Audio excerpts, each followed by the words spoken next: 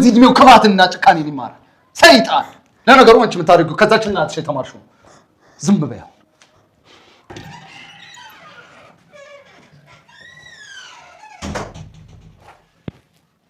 ወንድዬ ምን እያደረክ ነው? አንቺን ያደረገችሽ አንቺ እንዲህ ነበር አይደለ? ጥፍን ጋር ስራ ስታሰቃይሽ የነበረው እንግዲህ ጽዋውን ትቅመሰው። ልጄ በእጅ ሰበብ ትሆንበታለች። ልቀቃት እባክህ ልቀቃት። በፍጹም አለቃት። ልቀቃት አትበይኝ። እሷን አስረ ማስቀመጥ ምን ይጠቅማል ልጄ? እኔ የምልሽ የጭቃ ቤት ምንድን ነው የሚሸተው? ቤት ነው። አትዋሺ። አሁን ልገባበት ስለሆነ ቀድሜ ልዘጋጅ ብዬ ነው። አፈር ነው የሚሸተው። ይቅርታ ባይ፣ ድሮ እርሷ አፈር ቤት አልነበር እንደሚኖሩት? የወዲትን አባት አግብተው ነው ሀብታም የሆኑት እና እንዴት የድሮ ቤቶች ሽታ አጠፋቦት? እዛ ወጥ እየሰራሽ የኔን ወሬ ነው ለምን ታዳምጪው? አላዳምጥ ብል ራሱ እንዴት ይችላል? ምክሮ በእናቴ ሞት የምትነግደው ማን ስለሆንክ? ለምን ደግሞ አልነግደው? ጀመር ድህነት ኃጢአት ነው። ድህነት ኃጢአት ነው? አዎ፣ ለዛውም ንስሐ የሌለው ኃጢአት። እማዬስ ለሳቻ ታስብም? ለሷ ብዬ እኮ ነው የምገላት አለምዬ። እስከ ዛሬ ላደረገችባትና ላሰቃየቻት ነገር ዋጋዋን ትከፍላለች። ትንፋሿን አሳጥረዋለሁ። አለቀ።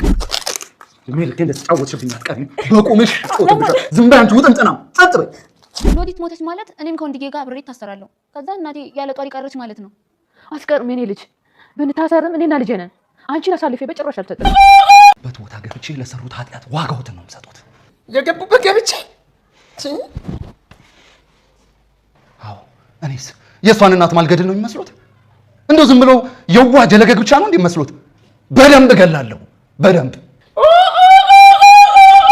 ዝም በሉ። ከዚህ በኋላ አንድ ነገር ተነፍሳለሁ ቢሉ ይሄ ሰለለ ጉሮሮትን ነው መበጠሰው። አንቺ እንዳለኪ ወንድዬ ወይዘሮ ወርቄን የኔን እናት ልትገሉበት የነበረውን የሰራሽውን ወንጀል ቪዲዮ ለመደበቅ ስትይ፣ ወንጀልሽን ለመደበቅ ስትይ ቤትሽን ሽጠሽ ልትከፊ ነው። ደግሞ ይሄን እንድታደርጊ አልፈቅድልሽም። እኔ ራሴ ሲጥ አደርግሻለሁ በማለት ወይዘሮ ወርቄን እንቅ አድርጎ ይዞ ልጃቸውን የወዲትንም እጅግሯን አስሮ አቋም ብላ አስራፍኖ ቤቱ ውስጥ አስቀምጧል። ምንም አያውቅም፣ ሞኝ ነው፣ በግ ነው ሲሉት የነበረው ወንድዬ የእናቱን መከራ ስቃይ ስላየ እጅግ በጣም ተቆጥቷል። ቁጣውም ሊመለስ አልቻለም። እናቱን ብትለምነው ዓለምን ብትለምነው በፍጹም አያገባችሁም፣ እናንተ ላይ ያደረሰችውን ግፍና መከራ እኔ እርሷ ላይ አደርሳለሁ በማለት እጅግ በጣም ብስጭቱ ከአእምሮ በላይ ሆኗል። ወንድዬ እንደዚህ ያልነበር የምናውቀው ሌላ ሰው ሆኖብናል እያሉ ነው። ዓለምና እናቱም በጣም ተጨንቀዋል። ልጄ እስር ቤት እንዲገባ አልፈልግም፣ ወንጀል ሰርቶ እያሉ ነው። እሱ እገላለሁ ይላል። ሰላም ጤና ይስጥልኝ። ውድና የተከበራችሁ በመላው ዓለም ያላችሁ ኤርትራውያን ናችሁ። እግዚአብሔር ይመስገን ደህና ነኝ። የእናት ክፍል ድራማ ክፍል 39ን አብረን እናያለን። የባለፈው ክፍል ወንድዬ የወዲት የምትበላው ምግብ ላይ መርዝ እየነሰነሰ ምን እያደረክ ነው ስትለው፣ እናቴ እንድትገይበት የነበረው መርዝ ላይ ለራስሽ ንስንስ እያደረግኩ ነው፣ ምግብሽ ላይ መብላት አለብሽ፣ ይህን ወደሽ ሳይሆን ተገደሽ እያለ የወዲትን በፍጹም አልበላም እንዳታደርገው እያለች ነበር። እዚህ ላይ የተከራከሩ ቪዲዮ ያለቀው። ቀጣዩን ክፍል አብረን ወይዘሮ ወርቄም በፍጹም ቤቴ አይሸጥም እያሉ ጮሆ ነበረ። ልጃቸው ደላላ መጥቶ ያስማማ ስለነበረ እናቴ እስር ቤት ከምትገቢ ቤቱ ቢሸጥ ይሻላል በማለት ደላላ መጥቶ ሲያስማማ፣ እሱ ደግሞ እሳቸው በፍጹም ቤቱ አይሸጥም እያሉ ጮሆ ነበረ። በዚህን ሰዓት የታቸው ልጅ ወርዳ ትጩ ያምሻል ትል ነበር። እንዴት አንጮም? ከዚህ በኋላ እኮ እንደናንተ ድሃ ልሆን ነው ይሉ ነበር ወይዘሮ ወርቄ። አትጨናነቂ አባዬ፣ እግዚአብሔር አለ ትል ነበር የወርዲ። እግዚአብሔር ቢኖር ኑሮማ እንደናንተ ድሃ ያደርገኝም ነበር። ምን መሰልኩኝ በወተትና በማር ያደግኩኝ፣ አሁን እንደናንተ ድሃ አመዳም ልሆን ነው ይሉ ነበር ወይዘሮ ወርቄ። የወርድም ለመኖር እኮ ማርና ወተት ግዴታ አያስፈልግም ትል ነበር። ለእናንተ ልጆች ነዋ፣ ያ ከሽሮ ውጭ ሌላ ምን ያውቅና እናንተ ምን ታውቃላችሁ ይሉ ነበር ወይዘሮ ወርቄ። ይህ መቀየር ለማችሁ ነገር ለምን እንደዚህ ትበሳጫለሽ? አንዴ የሆነን ነገር አሜን ብለሽ ተቀበይ ትል ነበር የወርዲ። እንዴት ድህነትን አሜን ብዬ ልቀበል? እንዳንቺ እናት አባት አሜን ብዬ ልቀበለው እንዴ ትል ነበር ወይዘሮ ወርቄ ይሉ ነበረ። የወርድም ድህነት እኮ ሰላም ነው፣ ተኝተን እናድራለን። ሀብታም እኮ ገንዘቡን ሲያስብ እንቅልፍ ተኝቶ አያድርም፣ ሲጨነቅ ነው ይህን ምን ሆንብኛል፣ ይሄ የተወሰደብኝ እፎይ ብለሽ አታውቂም በምትል ሰዓት የወርድ እፎይ ብያ ባዶ ስበላ ስጠላሽኝም እንደ ጮማውን ስቆርጥ ይሉ ነበር ወይዘሮ ወርቄ። የወርድም መች ነው ጮማ የቆረጥሽው? ጮማ ስትቆርጪ አይቼ አላውቅም ትል ነበር የወርድ። አንቺ እዚህ ጋር ሽሮ ወይም ምስር ሲቀርብልሽ እኔ ደግሞ መኝታ ቤት ገብቼ ጮማዬን ቆርጠ ነበር ይሉ ነበር ወይዘሮ ወርቄ። ከነዛ በቀሽ እየበላሽ ነው ድም እንኳን ወደኛ ዓለም በሰላም ተቀላቀልሽ ትላቸው ነበረ። የእናንተ ዓለም በጣም አስቀያሚ ነው። እንዴት ነው ሰው የሀብታም ዶሮ እያሸተተ መኖሩን እንዴት ነው የምትችሉበት? እንዴት ተቻላችሁበት? ይሉ ነበር ወይዘሮ ወርቄ። ማንኛውም ለሆዱ የማይጨነቅ ሰው ስለ ምግብ ሳያስብ መኖር ይችላል ትል ነበር የወርዲ። እና ለወድሽ ነው እየኖርሽ ያለሽ ነው ምትይኝ ይሉ ነበር ወይዘሮ ወርቄ። የወንደሰን እናትም ይቺ ጨካኝ የሆነች ልጄን ሰበብ ውስጥ እንዳትከትብኝ፣ ወንጀል ውስጥ እንዳይገባ ምን ማድረግ አለብኝ ይሉ ነበር። አንቺ ምን አታጭምና እስቲ መላበኝ ይሉ ነበር የወንደሰን እናት ዓለምም ምን ማድረግ እንዳለብኝ ግራ ገብቶኛል፣ አሁን ወንድዬ ሌላ ሰው ሆኖብኛል ትል ነበር። ካሙ ልጄን እኮ አቃጥላ አሁን ያደረገችብኝ ይሉ ነበር የወንድሰን እናት።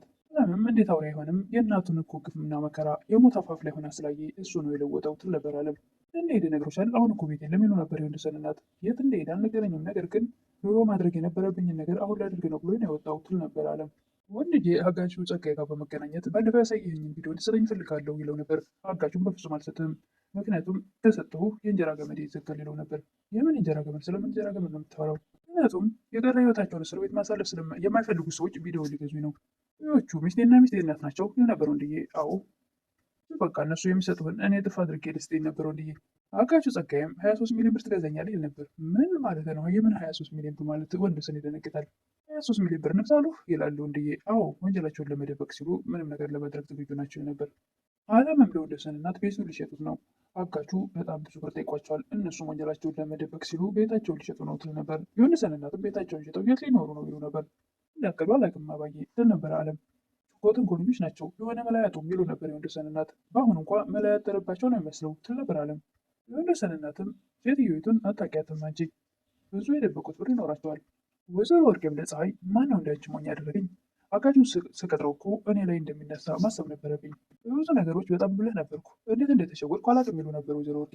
የፀሐይ መልስ መጥፎ ስራ የሚሰራ ሰው እኮ የእግዚአብሔርን መንገድ ትቶ በራሱ መንገድ ነው የሚጓዘው።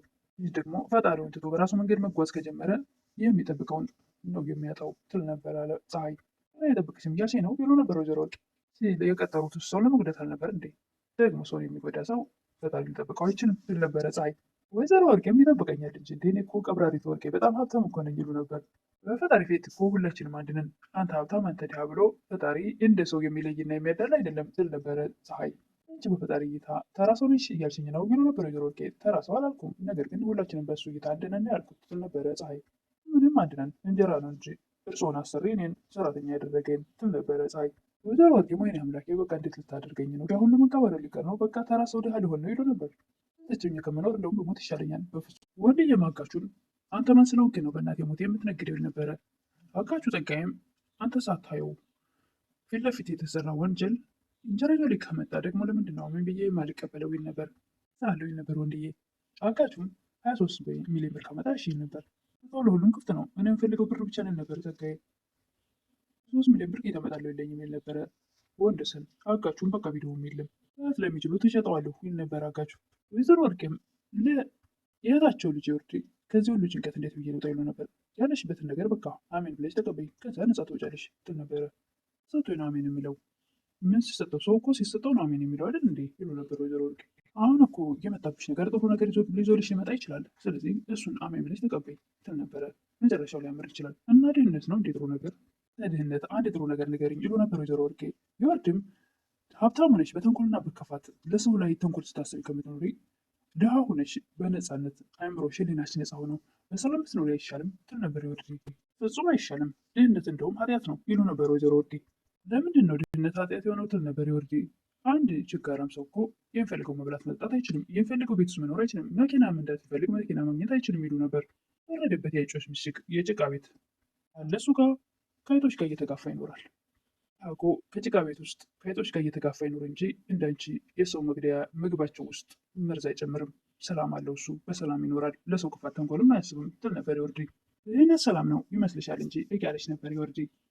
ወንድዬም እድሜ ልክሽን እንደተጫወሽብኝ አትቀሪም፣ በቁምሽ እገልሻለሁ በማለት የወዲትን እጆቿን እግሮቿን እያሰረና እንዴት በዚህ እድሜው ክፋትና ጭካኔ ይማራል እያለ አነድሻለሁ፣ ከዛች ክፉ እናትሽ የተማርሽው ዘረ ክፉ ናችሁ እናንተ። እናቱና አለምም ሲመጡ ያልጠበቁት ነገር እጆቿን እግሮቿን አስሮ ወዲትን አፏንም አፍኗ ሲደርሱ ምን እያደረክ ነው ወንድዬ ትል ነበር አለም። እናቱም እጃቸውን ወደ ላይ አድርገው ኧረ እባክህ ልጄ ምን እያደረክ ነው? አንቺን ያደረግሽን እያደረግኩ ነው። አንቺን እዛ ማገቻ ቦታ ጥፍንቅ አድርጋ እንዳያሰረችሽ ሁሉ እኔም እሷን እንደዛው እያደረግኩ ነው ነበር። ያደረገችው ጥዋ እራሷ ትቅመሰው ይል ነበር ወንድዬ። የወንድዬ እናትም እባክህ ስበት ትሆንብሃለች በእጅግ በፍጹም እንደዚህ እንዳታደርግ ልቀቃት ይሉ ነበር። ልጄ እሷን አስሮ ማስቀመጥ ምን ይጠቅማል ይሉ ነበር የወንድሰን እናት።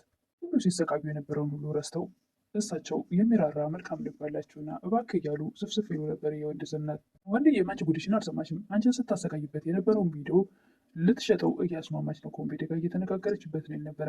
ልጃቸውን የሚፈልጉ ከሆነ ቪዲዮውን አንጥተው ይስጡኝ፣ ካለበለዚያ ግን ልጅቷን እገላታለሁ እንጂ በፍጹም አልለቃትም የሚል ነበረ ወንድዬ። ወንድዬ ላለምም ከዚህ ቀን ጀምሮ በፍጹም ምግብና ውሃ እንዳሰጫት ካለኔ ፍቃድ ይል ነበር። በስተመጨረሻም ወንድዬ ወደ አማቱ ቤት በመሄድ የታለቻች እያለ አማቱን ፍለጋ አለች ስላለ ማናት እሷ ትል ነበረ። ፀሐይ አባዬ የታለች ይል ነበር ወንድዬ። ምንድነው? ምን ሆነሃል? የማን ሴትዮ ነው የምትፈልገው? እያሉ ይመጣሉ። አሳ ነው የመጣኸው? እኔ ነው ሴትዮ የምትለው? የሚስት እናት እኮ ነኝ ይሉ ነበር ወይዘሮ ወርቄ። ልዷት የተረገመች እርሶም የተረገሙ እናንተ ሰው አይደላችሁም። ደግሞ ኃጢአታችሁን ልትደብቁ ስትሉ ቤቱን ልትሸጡ እንደተስማማችሁ ደርሼበታለሁ። አንተ የተደበቀ ምንም ነገር የለንም። ቤቱንም አልሸጠውም። ምንም ያደረግነው ነገር የለም ይሉ ነበር። እባክዎት ደግሞ ይዋሻሉ።